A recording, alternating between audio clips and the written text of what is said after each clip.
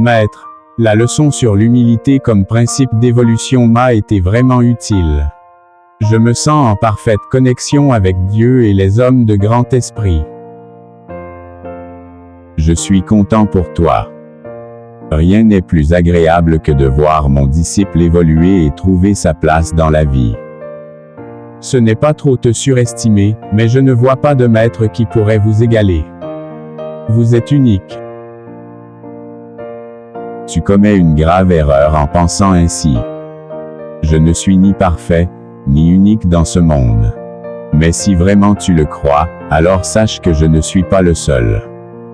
Chaque maître est unique en son genre depuis la nuit des temps. Par-dessus tous ces maîtres, le Christ est le seul qui reste unique sans égal. Vous avez raison.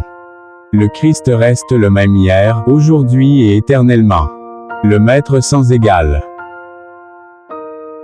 Maintenant maître, dites-moi un peu plus sur l'évolution dans la vie. Dans ce cas, ouvre bien tes yeux et tes oreilles. Mais pourquoi? Pour voir et entendre le ciel. Par le pouvoir du Tout-Puissant.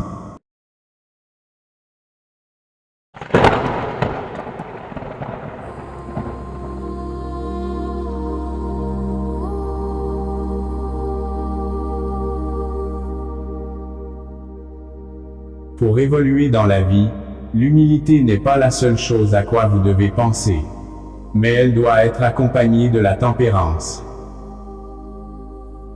C'est quoi la tempérance? C'est ce que vous appelez par modération ou le savoir-vivre. C'est par cette vertu même qu'on identifie celui qui marche selon l'esprit. L'homme est devenu trop charnel.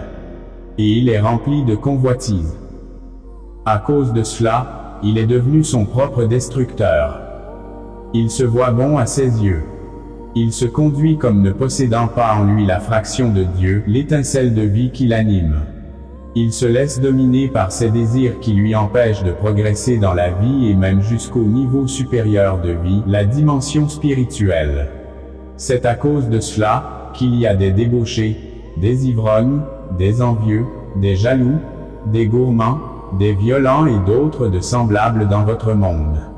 L'homme arrivera à évoluer dans tous les domaines s'il apprend à vivre avec modération. Mais pour être modéré dans la vie, il faut apprendre à se maîtriser soi-même.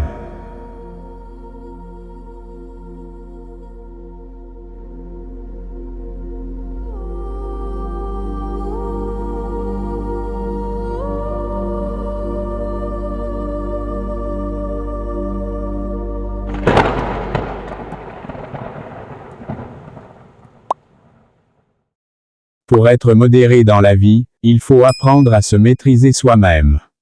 Qu'est-ce qu'il a voulu dire par là? Sans passer par la maîtrise de soi, il est difficile pour l'homme de se modérer face aux réalités de ce monde. Que dirais-tu d'un homme ivre voulant protéger sa demeure contre des voleurs ou des bandits? C'est insensé puisqu'il n'a plus de force. Un homme ivre est sans conscience stable et incapable de protéger sa maison. De même, un homme sans maîtrise de soi ne peut pas maîtriser sa vie. Dans ce cas, quelle est la différence entre la maîtrise de soi et la maîtrise de la vie? J'ai comme l'impression que c'est la même chose. Oui, ça semble être la même chose mais au fond c'est pas la même chose. La maîtrise de soi c'est le contrôle qu'on a sur soi-même, sur nos émotions et tout désir de la chair. Et, la maîtrise de la vie, c'est le contrôle qu'on a de soi sur tout ce qui nous attire de l'extérieur, ce qui brille aux yeux et trouble nos émotions. La maîtrise de la vie c'est le fait de se modérer dans la vie. C'est ça la tempérance, le savoir-vivre. Dans la vie, la modération est impérative. Ce monde dans lequel nous vivons est rempli de mouvements et tentations. Les réalités de ce monde font ignorer aux hommes en majorité la volonté du Tout-Puissant. Par manque de modération, les hommes s'abusent de la vie matérielle.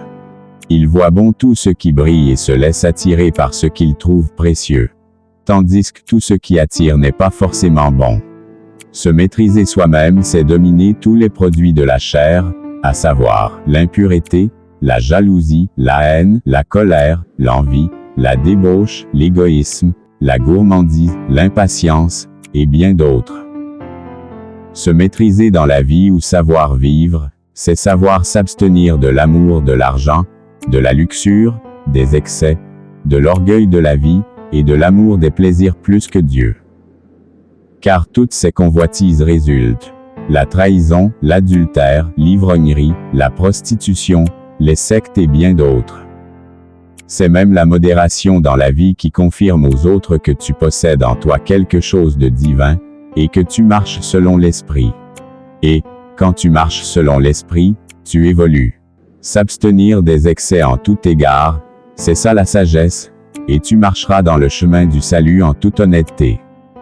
Ainsi tu seras glorifié par le ciel, et la terre rendra témoignage de toi. Toujours un plaisir de vous écouter, Maître. Merci une fois de plus pour cet enseignement.